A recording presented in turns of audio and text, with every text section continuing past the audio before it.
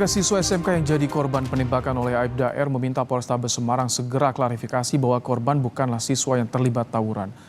Hal ini menurut keluarga korban perlu dilakukan usai Kabid Propam menyatakan kasus penembakan tidak terkait tawuran. Keluarga mendesak agar dikembalikan nama baik korban. Keluarga tetap meminta Aibda R diproses hukum karena telah menghilangkan nyawa korban. Belum ada istilahnya bukti-bukti yang kuat untuk menjerumuskan ke situ. Jadi saya mohon dari Bapak Kapolrestabes khususnya segera mengklarifikasi apa yang disampaikan kemarin bahwasanya saudara saya Gama adalah anggota KREA atau anggota gangster atau apa itu, tolonglah segera diklarifikasi. Untuk kita dari pihak keluarga tetap kita pantau kasus ini biar intinya diadili dengan seadil-adilnya aja.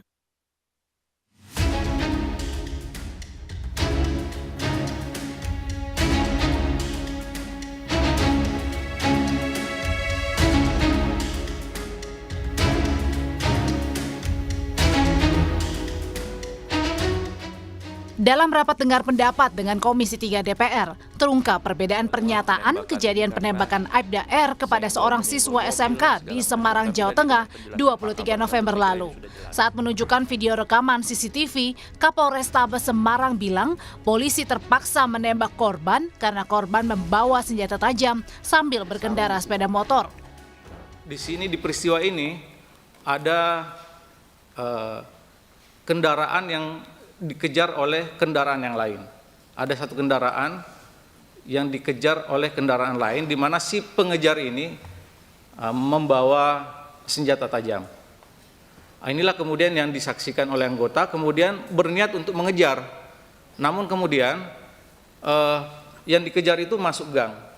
Ada kira-kira 100 meter dari peristiwa ini. Bentar Pak. Ini anggota ini? Ini anggota Pak. Maksud akan mengejar, mengikuti rombongan yang tadi yang bawa. Bentar, ini anggota Pak ya? Dia ini ya? Betul. Oke, tunggu bentar. Namun belum sempat. Oh, dia menghalangi supaya orang nggak kejar-kejaran. Belum sempat yang ngejar itu udah balik kanan lagi Pak. Oh, jatuh tuh ya? Siap. Sementara Kabid Propam Polda Jawa Tengah mengungkap penembakan yang dilakukan terhadap siswa SMK di Semarang bukan karena tawuran, melainkan karena motornya dipepet. Penembakan yang dilakukan terduga pelanggar tidak terkait dengan pembubaran tawuran yang sebelumnya terjadi. Dan memang anggota ini memang benar-benar pulang dari kantor, kemudian bertemu dengan satu kendaraan yang dikejar oleh 3 kendaraan yang diterangkan oleh Bapak Kapolrestabes. Kemudian motif penembakan yang dilakukan oleh terduga pelanggar dikarenakan pada saat perjalanan pulang ini mendapati satu kendaraan yang dikejar kemudian memakan jalannya terduga pelanggar, jadi kena pepet dan akhirnya hingga terduga pelanggar menunggu seperti yang dijelaskan Pak Kapolrestabes, menunggu 3 orang ini putar balik kurang lebih seperti itu sehingga terjadilah penembakan. Anggota Komisi 3 fraksi PDI Perjuangan Iwayan Sudirta mengingatkan agar Kapolrestabes Semarang tak melindungi anggotanya yang bersalah. Khusus kepada Pak Kapolrestabes yang saya dengar reputasinya bagus. Ya, saya dengar. Karena itu saya berharga untuk menyampaikan saran. Pak, jangan pasang badan melindungi anggota dalam kasus ini, Pak. Cintai kepolisian dengan bertindak tegas. Kalau dia salah, lakukan kesalahan. Hingga saat ini, status Aibda R masih sebagai terperiksa dan belum ditetapkan tersangka karena menunggu sidang etik polisi. Kasus penembakan siswa SMK di Semarang harus diusut tuntas oleh Polri, termasuk soal pertanggungjawaban pihak-pihak yang terlibat dalam penanganan proses hukum kasus yang harus sesuai dengan prosedur. Tim Liputan, Kompas TV.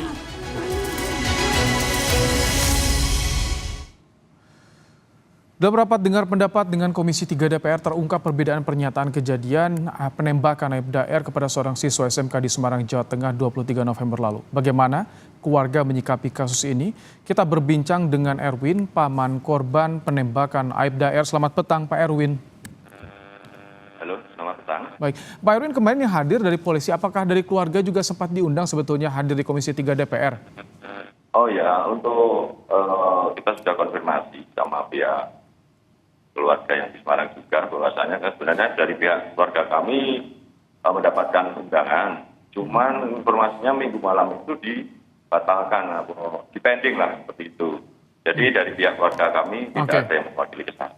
Oke, ini kemarin keterangannya ternyata ada beda narasi. Bagaimana tanggapan keluarga? Ternyata bukan tawuran.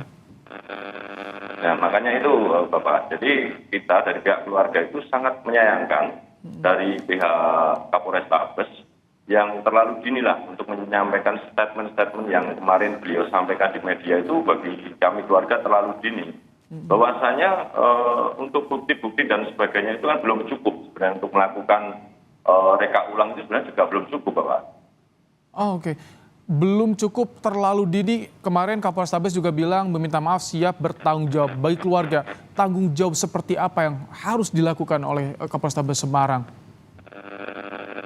Kalau bagi kami, keluarga agama, yang pasti saya mohon kepada pihak Kapolres Tabes untuk mengklarifikasi statement yang kemarin beliau sampaikan di media bahwasanya saudara kami atau keponakan kami adalah gangster, anggota kreat dan sebagainya. Itu tolong dibersihkan di media umum juga. Kalau untuk proses hukumnya bagaimana Pak Erwin? Terakhir kami info, status masih terperiksa, belum tersangka. Untuk sejauh ini mungkin kami melihat di media juga masih terperiksa ya. Jadi kami dari pihak keluarga memohonlah kepada beliau-beliau bapak-bapak dari pihak Polri untuk segera menindaklanjuti khususnya untuk segera melaksanakan sidang kode etik kepada pelaku. Kalau saat ini upaya untuk mencari keadilan yang dilakukan oleh keluarga apa saja Pak Erwin? Kalau kami dari pihak keluarga yang pasti ya itu saja Pak. Kami selalu berkomunikasi antara kami keluarga di Sragen dan juga di Semarang, dan kami juga berusaha untuk mencari mungkin bukti-bukti yang sekiranya nanti menguatkan untuk saudara agama biar keluar dari istilahnya anggapan mereka sebagai anggota gangster dan sebagainya itu. Ini ada rencana menuntut pidana pelaku penembak karena kan saat ini masih dipatsuskan untuk sidang etik atau Kapolres juga. Ada tuntutan pidana tidak dari keluarga rencana? Kalau untuk dari keluarga kita sudah serahkan kepada keluarga kami yang ada di Semarang, Bapak Subabang, untuk kelanjutan dari pihak pelaku tetap nanti pihak dari keluarga Semarang yang akan melanjutkan. Tapi kami tetap dari pihak keluarga menuntut untuk melaksanakan proses hukum ini dengan seadil-adilnya. Pak Erwin, tempo hari sempat ada kabar intimidasi. Bagaimana saat ini ketika sudah ada DPR, apakah masih ada intimidasi pada keluarga soal ini Pak Erwin? Sejauh ini setelah kemarin ada pertemuan di DPR tidak ada intimidasi pada keluarga kami dan juga dari pihak keluarga kita yang di Semarang tidak ada. Apa saja yang sudah disampaikan oleh polisi dari Polrestabes Semarang kepada keluarga yang di Semarang ataupun juga yang di Sragen, Pak Erwin, untuk kasus ini? Untuk kasus ini mungkin yang intens langsung berhubungan dengan beliau Bapak Subabang, Bapak. Oh, jadi menyerahkan pada keluarga yang di Semarang? Siap. Baik. Untuk yang kasus intimidasi, bisa sedikit cerita bagaimana saat itu terjadi dan bagaimana keluarga merespons adanya dugaan intimidasi tersebut, Pak Erwin? Untuk kasus intimidasi itu kita dari pihak Sragen untuk persisnya seperti apa memang kita tidak tahu. Cuman kalau memang itu dibutuhkan bisa langsung berkonfirmasi dengan keluarga kita yang ada di Semarang. Baik, terima kasih Pak Erwin, paman korban penembakan siswa SMK di Semarang, Jawa Tengah.